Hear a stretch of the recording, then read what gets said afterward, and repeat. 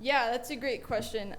So naturally with pregnancy, like to kind of gauge you back to that, let's see, here, um, because there's pregnancy-induced adaptations, like the body's naturally preparing for pregnancy. So when in this case a rat model, when the rats deliver, it's about a 3 milliliter distension volume. So there's no injury there because their pups are a normal size and it doesn't cause actual injury.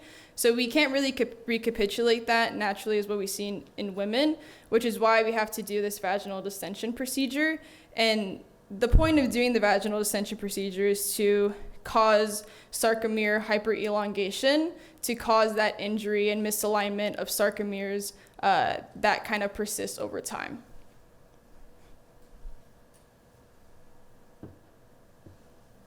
I can yell it out. Yeah. Do you know anything about what the trigger event is that causes the degradation of the muscle, or anything about what might accelerate the time course or delay it?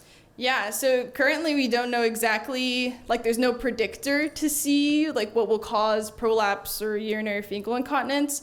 That's something that the Alburn Lab is currently looking into to try and see if there's anything that kind of we could use as a predictor, right, to kind of look at that clinical translation aspect.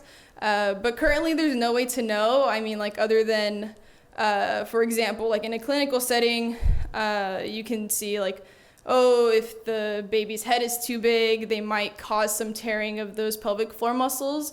But currently for women who have vaginal delivery, I think only 50% actually develop pelvic floor disorders later in life, so there's no real predictor. But we are looking into it. That would be very interesting, yes. Great, thank you. Next up, we'll have Joseph.